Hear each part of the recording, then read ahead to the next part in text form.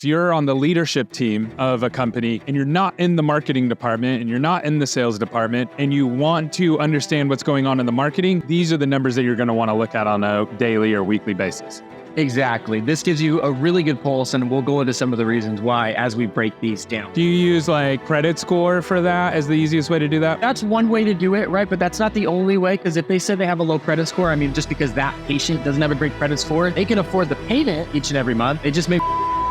Like we said at the beginning, this is not an exhaustive list. There are other things kind of nestled within these other ones that show you why that specific metric is doing well or doing bad. Welcome back to another episode of the Full Arch Advantage podcast. I'm your host, Gary Bird. I'm the founder of SMC National, where we help you create, convert, and close more full arch cases so you can grow the way that you want. And today I have Jack Meyers, who's the director of marketing for SMC. And he probably manages more full arch budget than just about anybody in the world. And he's going to break down for you what metrics really matter. And I'm really excited about this because I saw him present at this. I saw him present on this at our last event, the Full Arch Advantage event, just last month in San Diego. And he's going to share this with you. So if you are ever curious, hey, is my marketing actually working and how do I measure that? What metrics do I want to use and what benchmarks do I want to look at? This is going to really, really help you. So Jack, why don't you kick us off on what metrics really matter when it comes to your marketing? Absolutely. So we're going to go over just 5 simple metrics to look at when doing full arch marketing and trying to get a sense of where things are going wrong or where things are working. Now, keep in mind, obviously, there's a lot of other things that you can track. There's a lot of other things that I would track and that the offices that we work with track. But these, I say, are the foundation of kind of all of that, because it gives you, these are kind of your health checks for different areas, right? Yeah. This is, so if you're, let me break it down this way. So if you're on the leadership team of a company and you're not in the marketing department and you're not in the sales department and you want to understand what's going on in the marketing, these are the numbers that you're going to want to look at on a daily or weekly basis. Exactly. This gives you a really good pulse, and we'll go into some of the reasons why as we break these down. So first things first, and it's not actually on my list, and I'll give an explanation why. Obviously, the first and most important thing is leads, right? If you're not getting leads, you're not going to be able to have patients to reach out to get on the schedule. So that could be a number one. It's not on my list, but obviously it goes without saying your leads are important. This is everything right after your lead. And the reason why I say yes, obviously that's important, but it's not, because if all you're looking at is leads, it doesn't give you a lot of context as far as what's going on with those leads. Are those good leads? Are we getting a hold of those leads, right? If you just look at leads and then how many started or leads or how many showed up, there's a massive gulf in between those two where a lot of things can drop off. So it's important to look at all of these other metrics that we're going to talk about in between that, from them coming, filling out a form on your website or calling you, or actually coming in and accepting treatment. So obviously it goes out with saying leads are very important. Not on here. We'll kind of talk through why. So the next one is contact rate. The first one I would say here of the 5 I'm going to share today is contact rate. And what this is this is the rate of inbound leads that you were able to get in contact with and qualify. So if you just text this lead and say hello, and they say hello back, that's not really a contacted lead. You have to have a qualifying conversation, a conversation where you got enough information to say, okay, this is a qualified lead or this is a disqualified lead. And so why this is so important is when it comes to full arch, you're going to get 60, 70% of your inbound leads, and that I've seen, are going to be form-based. Survey form, contact form, consultation requests, things like that. And most of them are going to be that. And so you have to be able to see how often you're getting in contact with these. And this number is so important for a couple of reasons. A, it'll give you a sense of the intent or the qualification of these leads. If you're getting hundreds and hundreds of leads and you're only getting a hold of 10%, it'll tell you, hey, these leads are either not aware that they're filling out forms, they're spam, they're bots, or my team is just doing a horrible, horrible job of, hey, I got something crazy to share with you, and I'm going to get you right back to the show, I promise. So we have an event called AlignerCon coming up next year, and this month we're giving away a buy one, get one free. We're going to be partnering with ClearCorrect, and this is going to be one of the biggest events that we've ever done in Nashville, Tennessee, in the biggest hotel in America. So if you want to come to this, Again, we're going to give you a buy one, get one free. We want to meet you in person. Just go to alignercon.com and we're going to teach you how to create, convert, close, and even some clinical components around clear aligners. So don't miss this event. Go check it out now. Back to the show. Following up. Yeah, waiting, quickly. like an example would be like the team waiting too long to respond. If the form comes in and you respond 2 days later, you're going to have a low contact. Yeah, they're going to rate. find somebody else, or they're no longer interested. So that is something just to look out to when it comes to contact rate. And the goal, the number that we're shooting for, we want to be around 50%.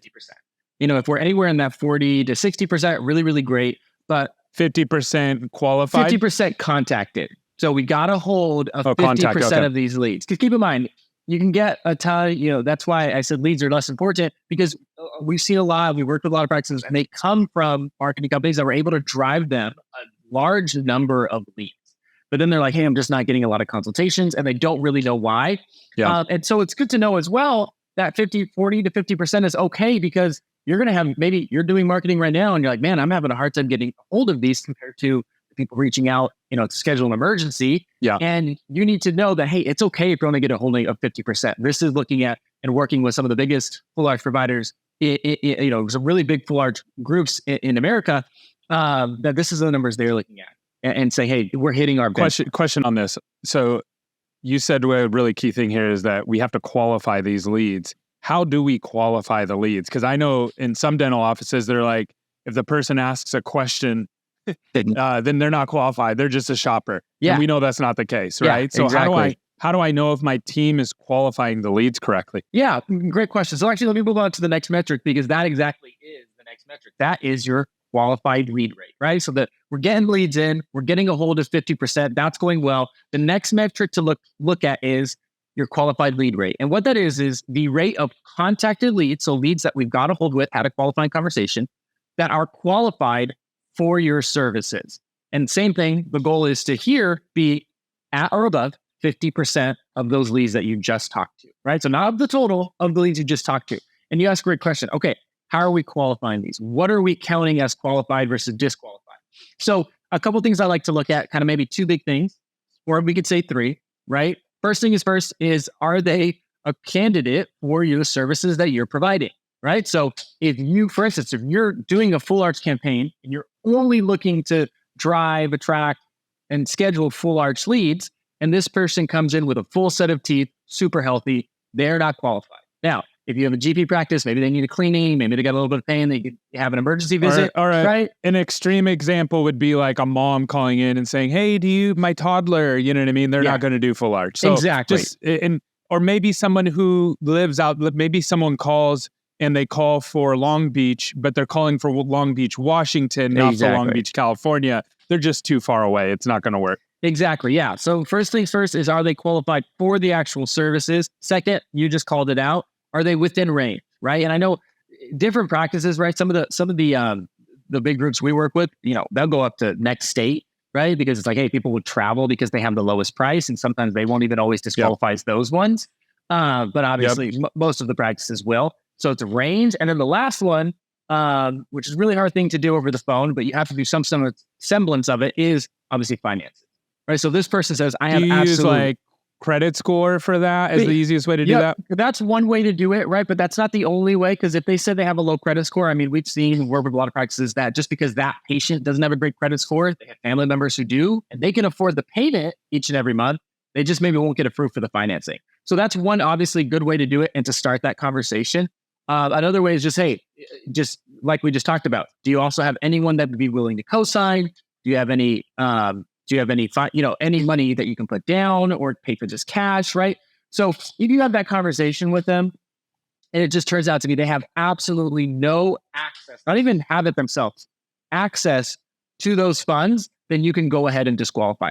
Obviously, there's a lot of practices that want to handle this conversation differently. They want to touch that very lightly, handle that more in the office, maybe just make them aware of what the treatment range is, give them some quick options, but not get too in-depth on the phone call. You can go that route. Or you have other practices, smaller practices maybe, that want to get really, really deep into the finances and find out right then and there and disqualify. So obviously, the qualification rate, depending on how deep you're going, is going to depend on what your parameters are. But those are some of the things that we see that practice are using to determine this is a qualified lead or not. Yeah, and just for everybody listening, this is pre-office. So this person hasn't even been to the office. This is the first call you're working through with your team. So if you are getting a bunch of leads and that's all you're measuring, and then you're measuring how many consults you get, there's a bunch of stuff happening in between there that you're just totally losing. So this is great. So first, number of leads. Next, what's the contact rate of those leads? Next, what's the qualified rate of those leads? What comes after that? Yeah, the next one after that is the one that, this is one that does get tracked, but if you don't track it with the previous context, it actually will look terrible. This is your schedule rate. So now, this is how many of the qualified leads that you're getting is your team actually scheduling. Because if you went and just said, look, I got this many leads and this is how many appointments are set, a lot of times you could look 5, 10, 20%, 25%. And if you're just looking at a number, you're like, wow, my team's doing terribly. But you're missing contact rate, you're missing qualification rate, you're missing all those things that actually give this number, insight that becomes actionable and valuable. So that's why you want to look at the schedule rate of those qualified leads. So if you're seeing that, and what's a good range? So what's a good range at this point, you want to be 80, 90%. If your team is trained properly, they actually, only counting qualified leads and properly qualifying. At that point, you have somebody that's interested, qualified, financially, clinically, you should be able to schedule them 89%. Because keep in mind, they reached out to you, right? We're not doing outbound, things like that. These people reached out to you and are interested. You should be able to get them on a free consultation, get them scheduled 80, 90% of the time. So this is where we see a lot of practices get it wrong. They just look, how many leads did I get? How many did I schedule? Wow, it's 25%. I have no idea why I'm not getting more. They're missing a ton of valuable context. Quick question going back one. What's a good qualify rate? So after you get your contact rate up, what's a qualify rate of your contact rate? And you can give a big range because it's if you're in LA versus Birmingham, it's going to be different. Sure, but we want to be around 50%, but we can see, as low as maybe 35% and then obviously up to 60, 65%. Obviously, this is going to depend on the type of marketing. If you're going super, super targeted, try to be as efficient as possible, you'll see it higher. If you're going very broad, you'll see that a little bit lower. So we got leads. And then, back to schedule rate, 80%. Perfect. Okay, so we got leads, contact rate, qualify rate, schedule rate. What comes after that? Okay, after schedule rate, it's show rate, right? So we got this many leads. We got a hold of this many. Of those contacted leads, this many were qualified. Of those qualified leads, this is how many we actually scheduled. Now it's just how many did we get to show up. This is pretty straightforward. It's just, we got this many on the schedule, and this is how many have showed. Obviously, we want to be here at least above 60%. Now, you look at that, maybe like, hey, wow, that's super low compared to right now, my GP practice is at 90%, 95%. Well, this is just kind of average we're seeing. It's a lot lower in the full arch space. Obviously, these people, sometimes they have time to think. So like, what's the show rate? What's the target for this? We want to be at least 60%. 60%. Okay. Perfect. So 60% of the scheduled rate are showing up. Correct. Of the scheduled leads are showing up. And keep in mind, we have some practices that are very operationally efficient. They schedule very well. They schedule them very soon. They have a lot of appointment blocks. They see this, still at 75, 80%. But for most practices, kind of the mean, we want to be at least around 60% is a really solid number there.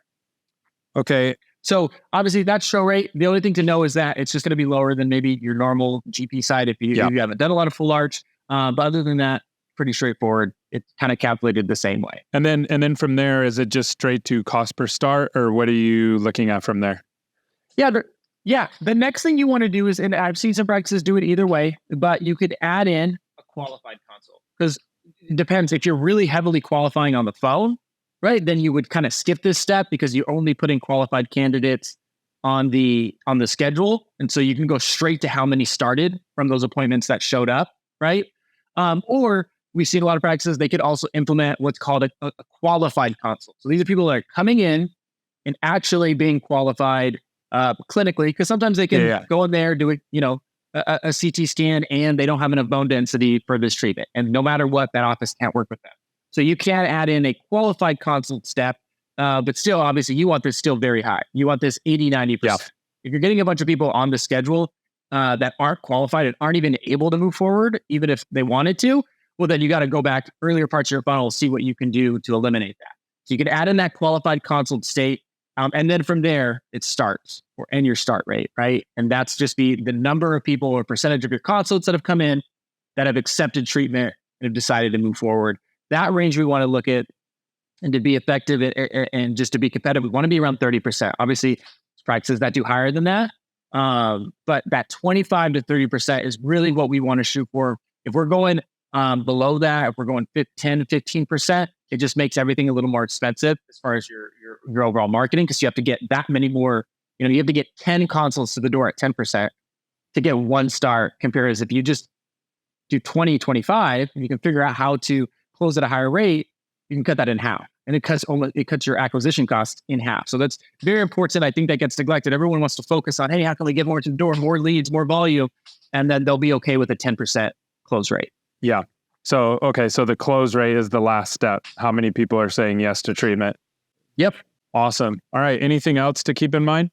No, that's it. And keep in mind, like we said at the beginning, this is not an exhaustive list. There are other things kind of nestled within these other ones that show you why that specific metric is doing well or doing bad. So for instance, let's talk about contact rate. It's like, wow, my contact rate is 5%.